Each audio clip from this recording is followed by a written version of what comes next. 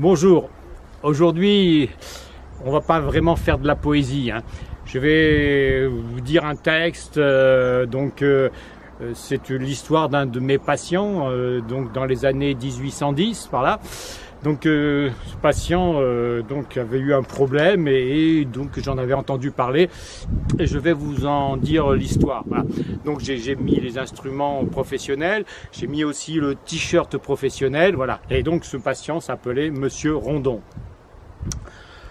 Monsieur Rondon avait un œil de verre. Et chaque nuit, pour le bien ménager, dans un godet en belle eau de rivière, jusqu'au matin, il le laissait nager.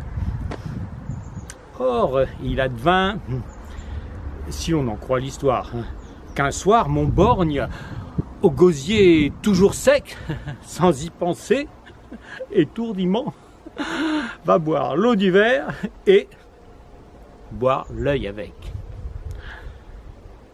Par quel chemin et de quelle manière l'œil, en glissant de travers ou tout droit, se nicha-t-il juste en certain endroit, comme un bouton dans une boutonnière? Je n'en sais rien, mais cela se conçoit. On conçoit aussi que la colique suivit de près cet accident comique et que Rondon, souffrant comme un damné, jeté des cris, appelait à son aide. « Ah, je meurs ! Du doigt, cours chez Monsieur René, dis-lui qu'il m'apporte un remède. »